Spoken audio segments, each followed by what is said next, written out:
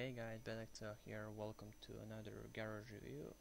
This time, for first time I'll review a tank, and I'll start with T23E3 Tier 7 American medium tank.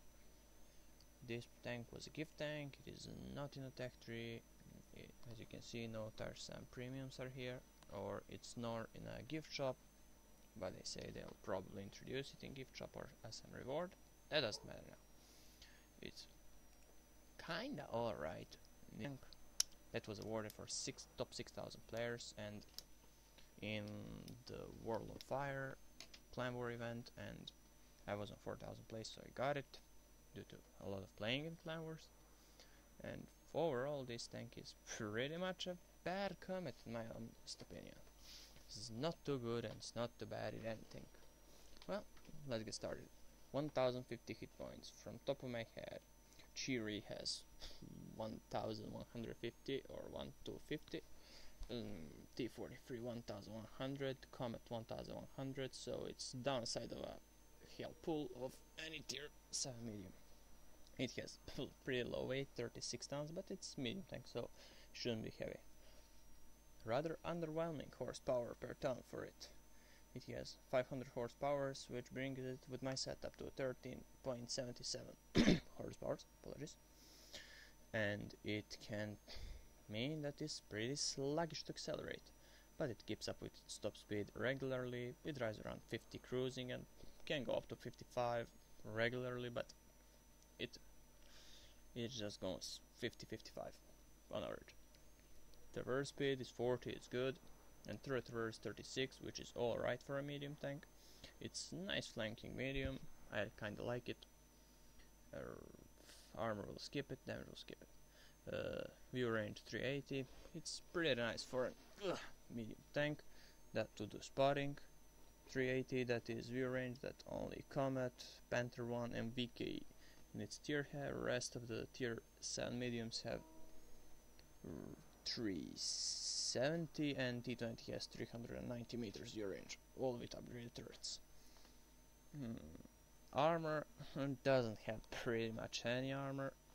It has 76 front of the hull and of the turret. It obviously have a lower plate that is kinda, I think it's 50 or something like that, don't know exact figures. It has a weak point on already weak hull, 76 millimeters of the hull and not very angled, and brings it up maximum to 100, 105 or 10 millimeters of armor. That is not pretty much. Turret armor 76. It has a gun manlet, but it can bounce on shots, but it can get penetrated. That doesn't matter. It's pretty weakly armored. I don't recommend exposing yourself too much to fire. But nice thing with it has turret, but it has a cupola, but it's not very prominent. Some enemies can exploit that as well. It has a nice gun depression. You can work out hold down tactics, peekaboo over the ridges. It works fine for this tank because it is not too slow to accelerate by all means, but it's sluggish, it's average.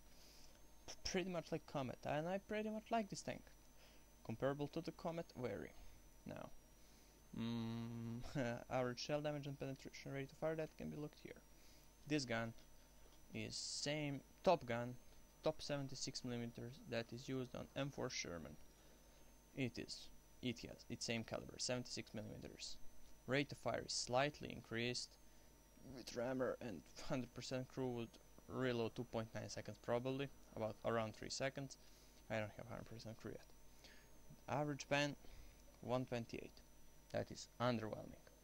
Keeping in mind that Comet I think has 155 or 160 penetration on tier 7.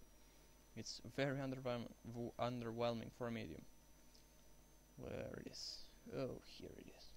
I have 148, 150 penetration compared to 130. That's big difference. Average damage 115, just like on Sherman. 140 on a Comet, that I liked. Dispersion 0.36, 0.242 was on Sherman, it wasn't good. And 2.3 seconds aiming time, that is like 2.2 on a Comet. It's pretty nice aiming time and you get used to it pretty fast. For the equipment I use vertical stabilizer because it's a medium, flanking medium. It fires on the move a lot, fires while turning turret a lot, so it's pretty obvious what to put. Gun rammer just to boost that rate of fire and to boost that damage per minute, and coated optics just to boost that view range so you can actively spot, so you don't have to camp bush with binoculars, you just have to go there and spot. Well, I use 40 AP rounds, 25 APCR because 128 pen sometimes is just not enough.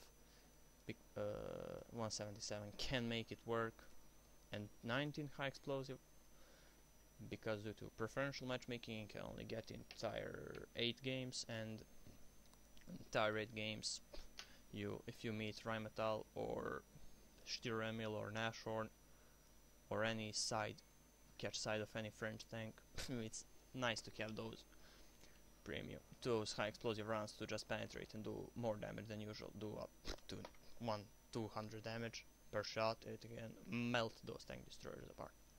For the crew skills, for the crew, I use my so-called T69 crew. My old T69 crew gone somewhere else. Now this is crew I train up for T69 on my RAM 2 and on this premium tank. For the crew skills, I would recommend camouflage, repairs. For the commander, of course, Sixth Sense. For the gunner, repairs. Oh, camouflage, apologies. Camo, then snapshot, and then repairs. For the driver, I would recommend camouflage, as I got here. Smooth ride, repairs, the radio operator, camo, repairs, situational awareness, signal boosting, all sorts of good stuff. For the loader, I would recommend going for safe storage, then going for camo, then repairs. I don't know about camouflage rating, but because this tank has absolutely no armor, it can pretty much work in its way just to help it survive longer. My stats in this thing are not very decent, but I got it nearly, and I don't know, 1.2k average damage. That is with about 40% usage of gold rounds because AP penetration is just horrible, and they're better than stats in my in my Comet, but I used to play Comet long time ago and I don't have any other tier 7 medium. So it's pretty average. Hit ratio not too bad, could be better, but I'm not much of a player, as can be seen here and here. I'm just an average Joe, so you have to work with that. Well, my summary of this tank is it's pretty nice, and it's a gift tank. It's a free, take it. And yeah, and it gets preferential matchmaking due to the gun. It can only get into maximum tier 8 games, so that's about it.